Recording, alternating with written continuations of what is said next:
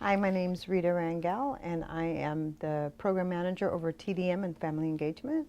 And I'm Dr. Joanne Munro. I am the former chair of the Eliminating Racial Disparity and Disproportionality Work Group and a Deputy Director at Children and Family Services. We are here to talk a little bit about Latino disproportionality and some of the barriers that we have discovered in our agency for the families that we serve.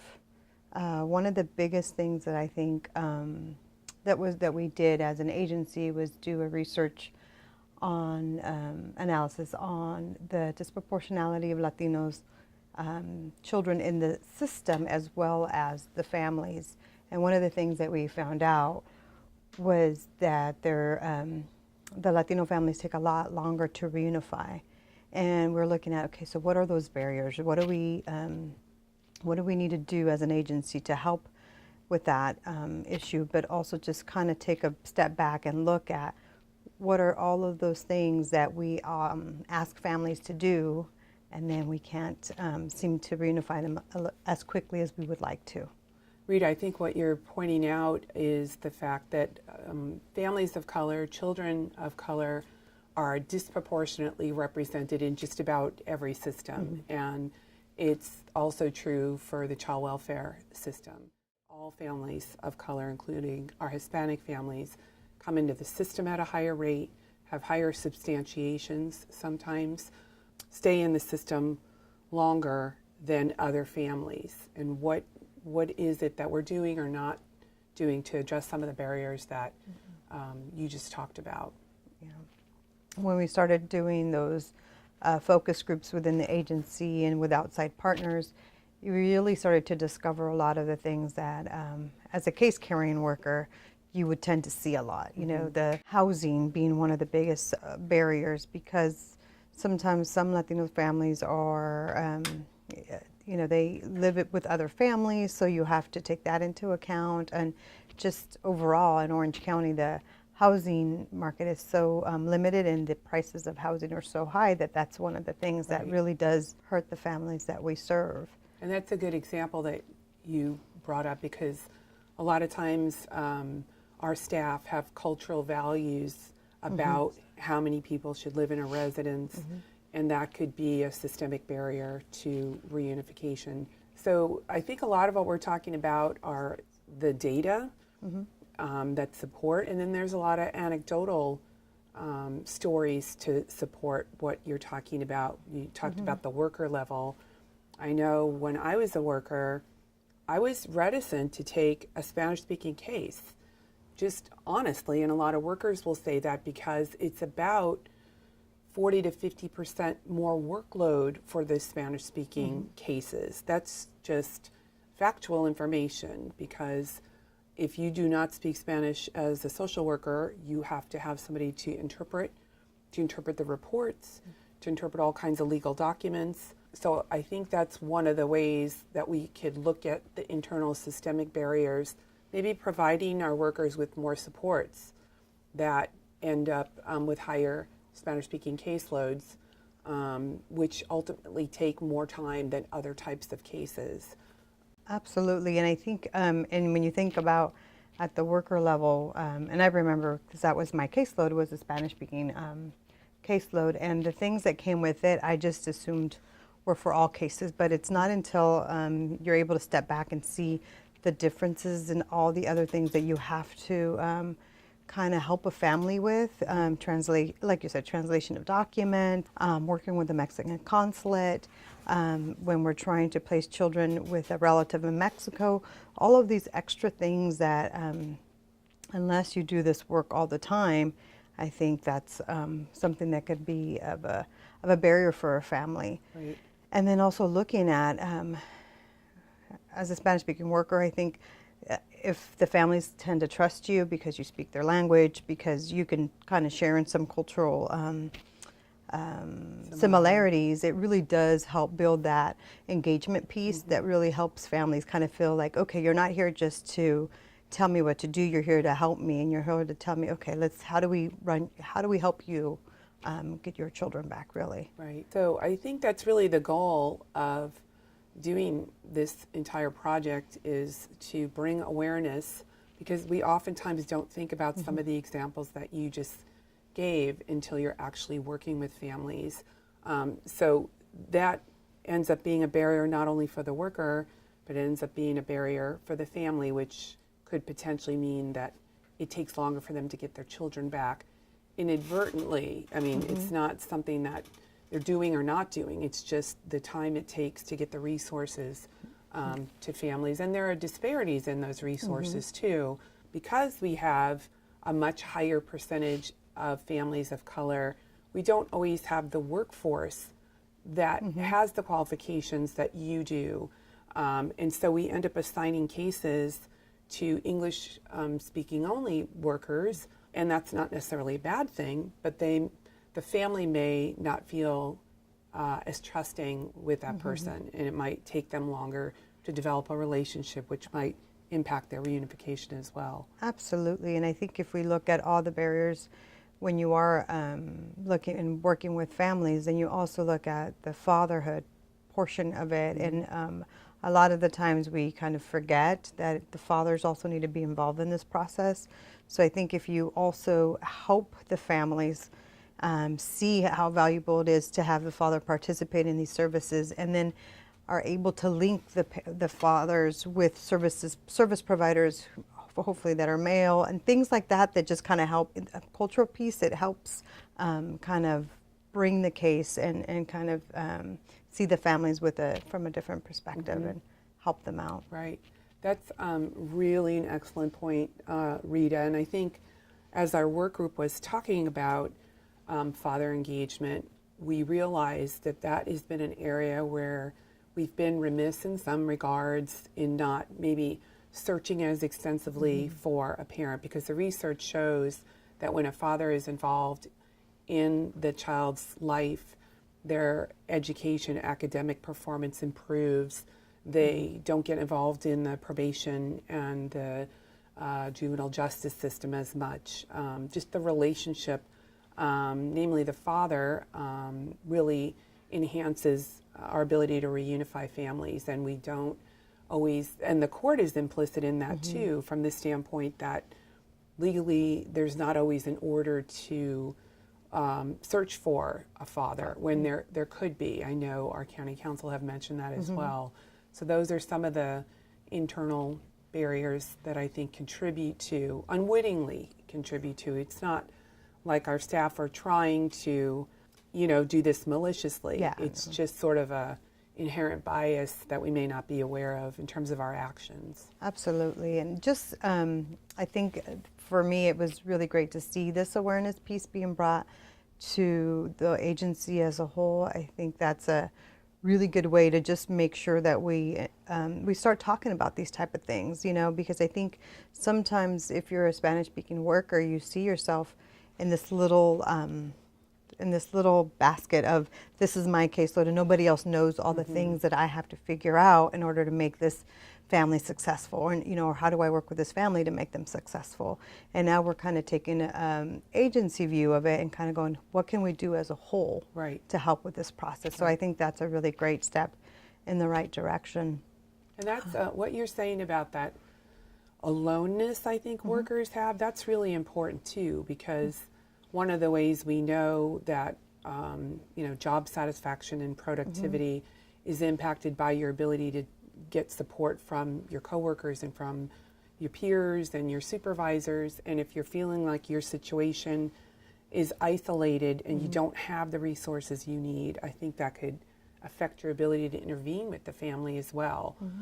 So that I think they have like this sort of complicating influence over time. Absolutely, and if you think about it, if that's kind of how the workers are feeling, then that kind of could translate into how the families are feeling. Good point. For the same type of process. Again, because of the lack of resources, when you're asking a family to do family therapy or to do something more, sometimes those resources are really limited.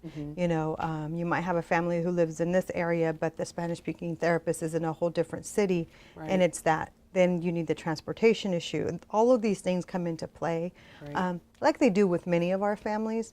but I think it just becomes heightened with the More Spanish. magnified. Yes. Again, we're trying to look at what are the cultural barriers inherent with these cases. What are some of the systemic barriers? Just becoming aware of what those are at times. Again, I think when we first started, our staff was really sort of shocked, if you will, to realize that sometimes the behaviors that we engage in end up having a negative influence on our families. And again, it's not a malicious, conscious choice in behavior. It's just lack of awareness sometimes about how we talk to families, how we engage families. The data also shows that there's a lot of additional challenges sometimes that impact reunification, including whether a parent has a criminal history or a substance abuse history. That seems to delay reunification as well. And so the research shows that we need to provide immediate services, especially for our families of color, right in the beginning, or they're less likely to be successful with those services as well. The research clearly bears that out also.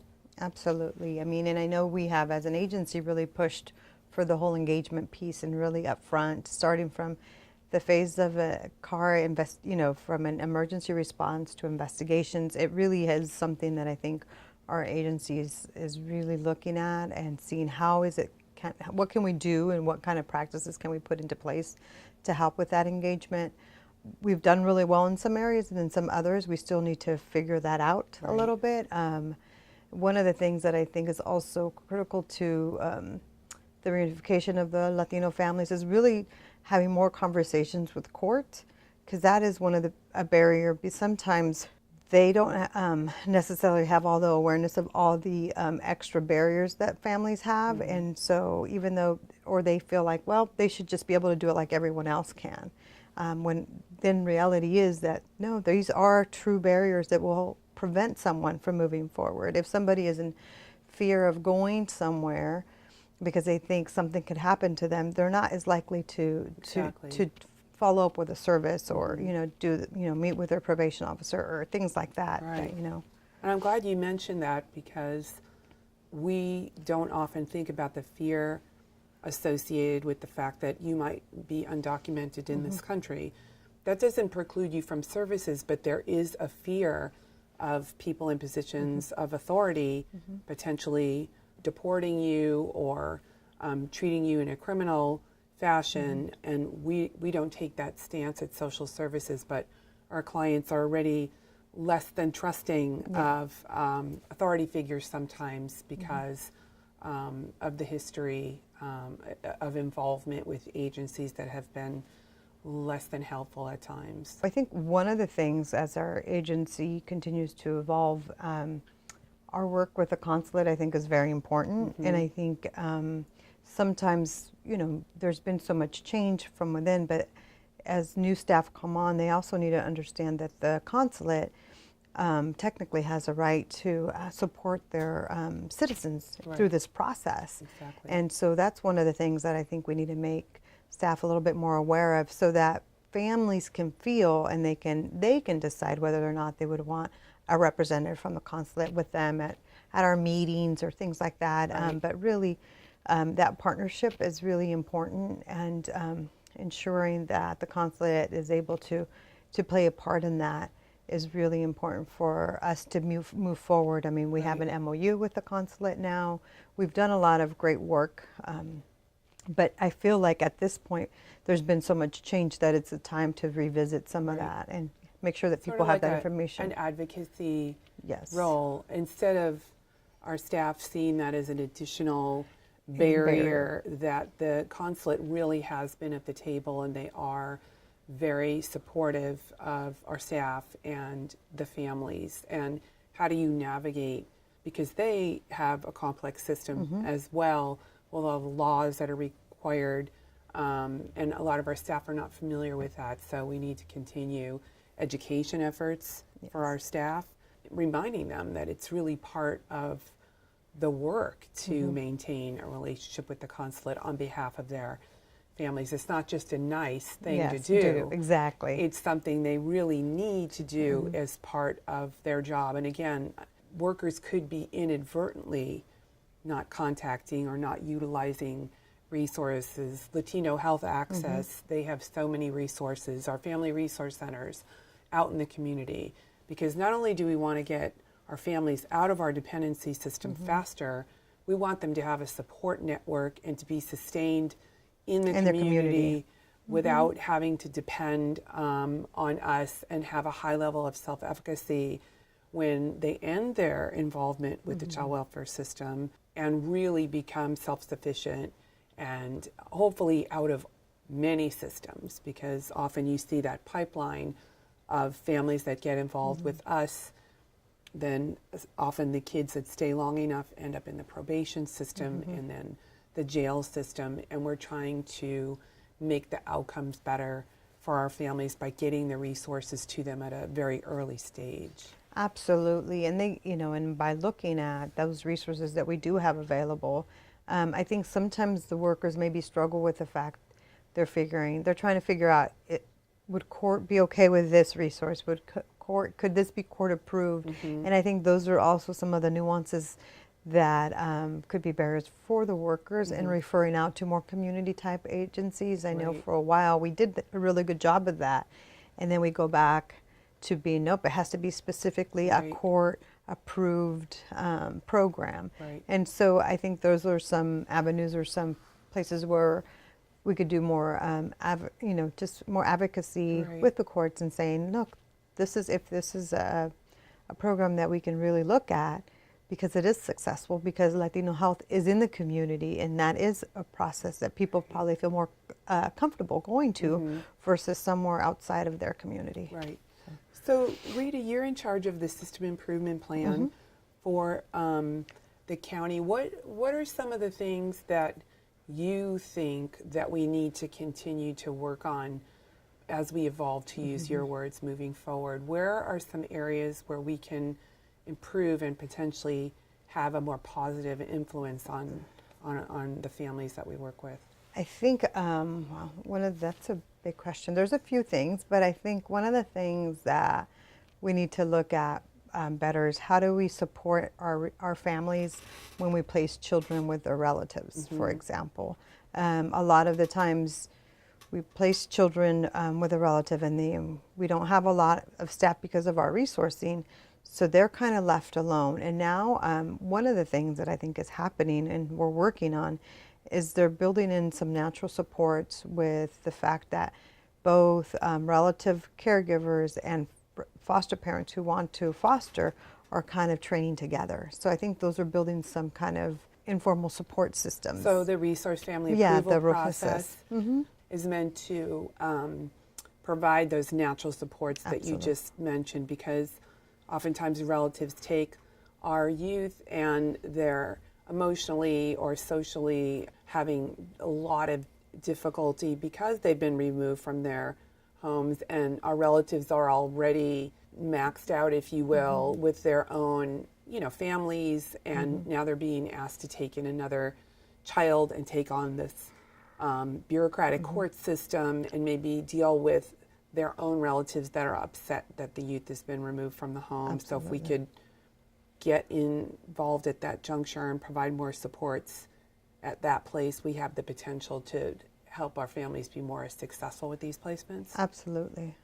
I think that's one of the things. When we also look at the father engagement piece of it, we've been working on that for a long time in our agency, and we have moved leaps and bounds with that.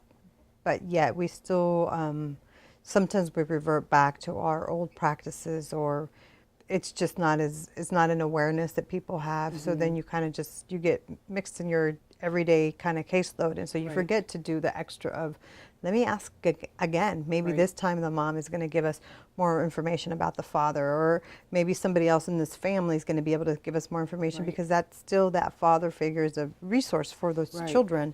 And just ensuring that we continue to do that, and just kind of checking in with the family. I think that's something that we Sounds like you're talking about sort of ongoing training for staff. So even though you learned it one time, as you go through, your career as a social worker, you may forget, or you don't do it often enough to remember.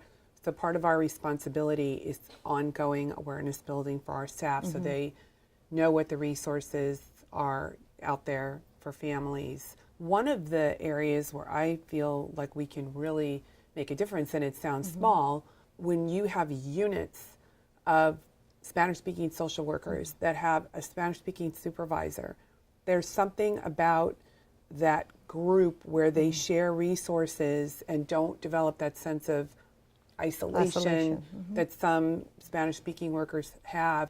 They always said how much time they saved because in unit meetings they would share everything that they learned. Absolutely. And it ended up being a huge resource for the families that they served because, you know, as a new worker especially, you don't know all the resources in the community. You depend on your veteran peers to provide, oh, I didn't know that Latino Family Access, or I didn't know how to get services from the Mexican consulate. So that could be, although seemingly small, a small sort of systemic area that we could look at. If we could build more units of staff that have common family issues that can benefit from working together on those things, I think you might address some of the barriers. And I think you're right about that.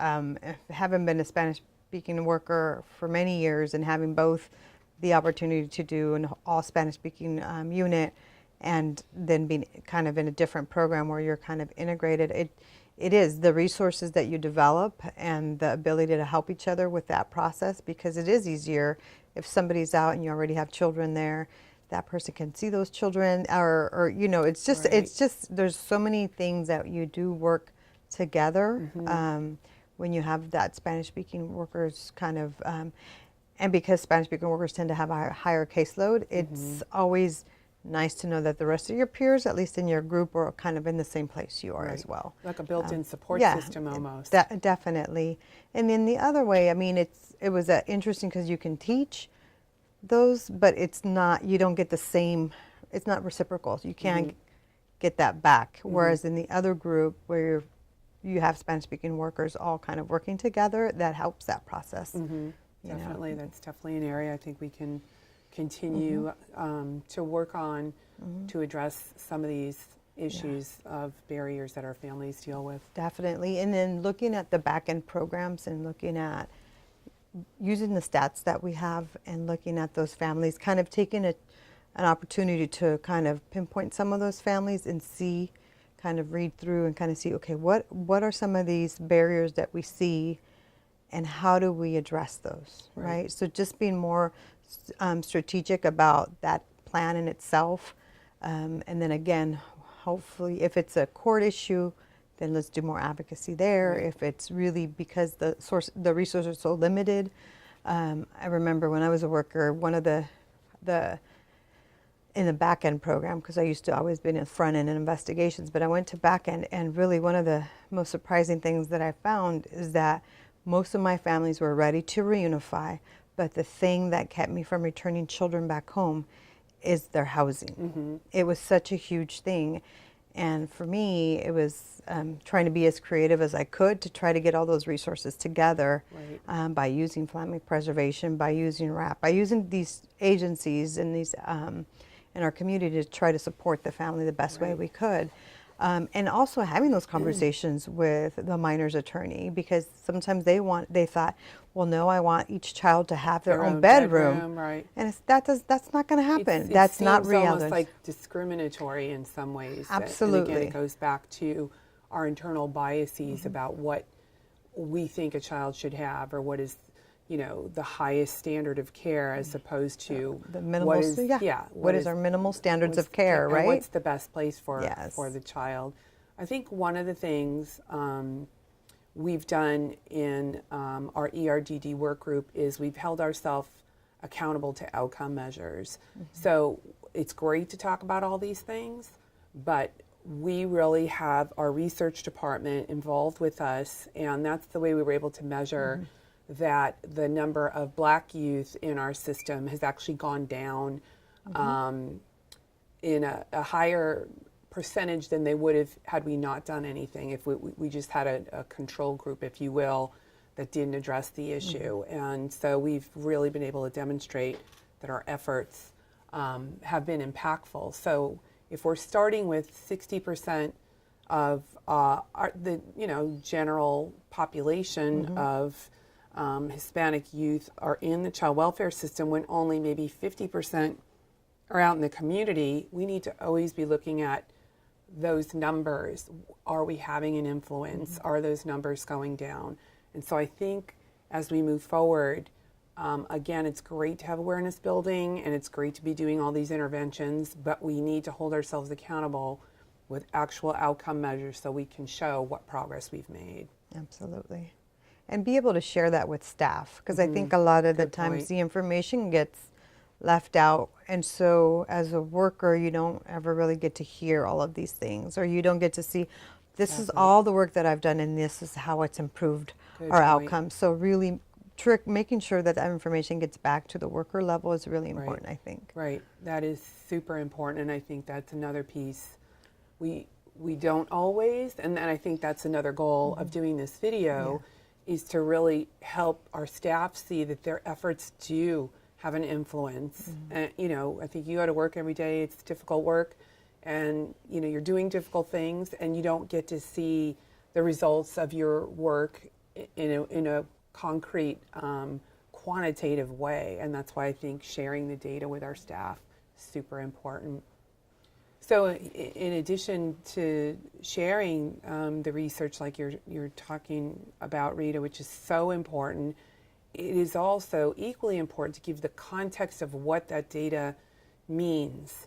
What does it actually mean to have 40% of our youth being delayed to return home because of A, B, and C barrier. And as a result of these interventions, many more youth are going home now. So I think that's a really good point. It's not just sharing the information, but giving it a context so staff understand the work that they do and the influence that it actually has on families in the long term. Absolutely. It's like giving it life, right? Like being able to put that to the case and say, at this level, this is what I did, and kind of bringing it full force. Right. So just to add to what you were saying a little earlier about historically how families view the child welfare system and how they view authority figures, I think an additional point is with the current uncertainty and political climate that we're dealing with, we may have family members or relatives that are less likely to step up and assist a family member because of the perceived concerns of their involvement in what might happen to them. I'm wondering can you think of any way that that might be something for us to continue to address in the future? And I think a lot of that will have to be through education. And when the workers go out, or when we do recruiting of family members, that we let them know that we're not here to, decide what their legal status is or anything. That's not something that ever comes to our privy. We don't report anyone as an agency. We just try to work with the families. It's so that we can find placements for our children, so that they have more of a support network with the families that we do have in our system. But I think a lot of the times it takes, like I said, at the worker level, is letting the families know, I'm here, but this is my role. This is my role is here to come and assist you and to help you, reunify with your family, with your children. But it's not my role to turn you into some other agency or anything like that, because there's been different times, different political climates where it's been that kind of notion where families were not wanting to come forward, or when you would go out and do an investigation, they were so withholding of information because they just they didn't trust. Right. And again, it takes that engagement piece to full force and saying, okay, how can I assist you? And that's not my role, really. So it's partially the worker educating the family, but sometimes it's actually educating the worker. Yes. Because sometimes the worker is not 100% familiar with where their role ends in that regard. I would imagine that if you queried staff, you'd get different responses sometimes. Absolutely. I mean, I think that's always been one of those things that it just depends on what your view has been. And sometimes it would be a great reminder for all our staff that something's said about it, that we don't shy away from it. I think a lot of the times we don't want to quite address it, so we skirt around the issue instead of actually just saying this is our stance as an agency, and that way the workers are clear about Right, that. I know what the expectation is. So one of the things that we look at with when we develop those partnerships out in the community is really we get them involved in our work groups that we have in the agency, and I think that's a really important process because we get the feedback and we get a lot of really good input on some of the things that we're trying to accomplish as the agency moves forward and trying to accomplish some of the measures and some of the goals that we've set out. And when they are at the table, I think it's just a better conversation and discussion because we see our families in one way sometimes and the outside community might see them a little bit different, or they have a different perspective of how they can assist and help. And so it's just nice to know that and to see what really are all those resources out there for families.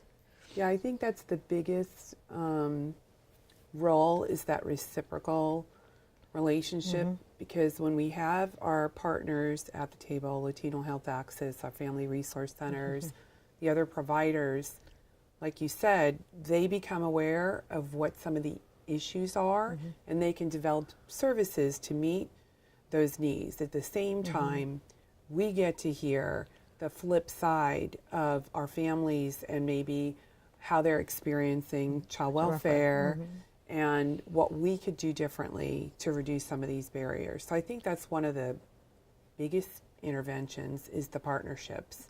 We've developed so many different partnerships in the community, but I think one of our very unique partnerships that we've developed is the faith-based partnership. And now it started off with adopt a social worker, if you remember, and they would give us, especially during the holidays, we could have our families adopted. And so they were able to provide us a lot of resources.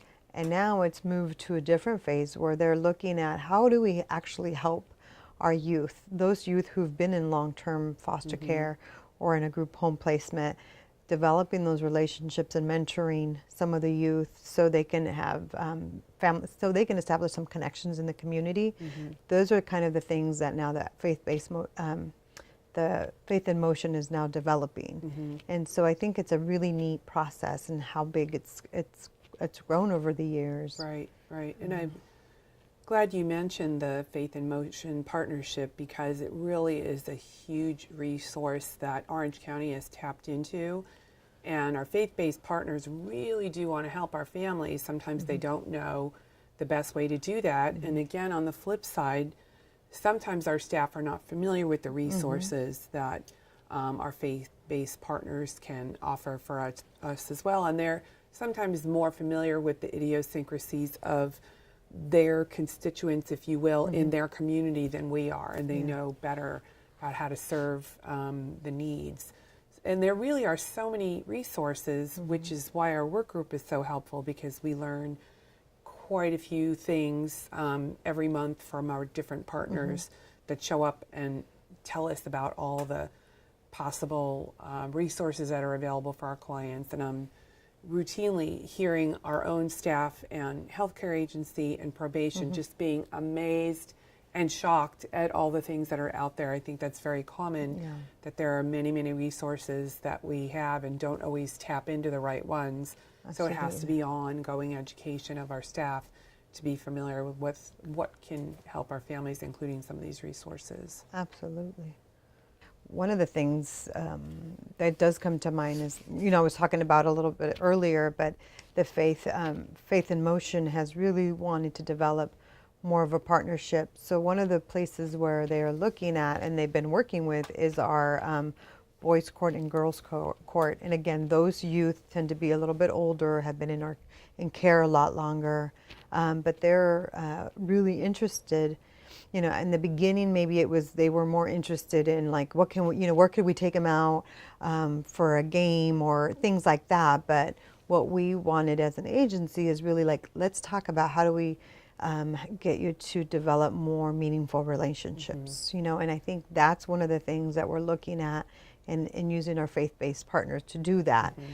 Even with family engagement, which is part of a TDM, looking at that process of how do we use faith-based, I mean, if I could develop it all, right, but if the faith-based partnership that we have is how do we get them to mentor the parents that we have, and how do we do that process? So just ideas that we can look to towards the future of really how do we tap into the resources and natural supports of some of our families, because all the faith-based, we have so many in Orange County, and we have families that are all over Orange County, and some of them are connected with their church, but if they knew, hey, there's this they're going through the child welfare system right now and they really need more support, how can we support them? I think that would be something that we can also work on. Well, and one of the things that you mentioned is the parent mentor program, which we haven't really addressed, but that is another avenue of support when a parent mentor who's gone through the system, especially when it's a Hispanic family, they can actually assist with some of this translation. They could actually attend the team decision-making meetings, which are often very stressful for families. So that's another resource that I think we could and continue to enhance. And the idea of using our CASAs, our court-appointed special advocates, to develop long-term mentoring relationships with our youth beyond the time. It's kind of like big brothers or big sisters. They can develop that connection with the youth that sometimes the worker doesn't have the time for, or when the case closes, the court-appointed special advocate can stay on with the youth, and that would be another way to sustain them outside of our system as well.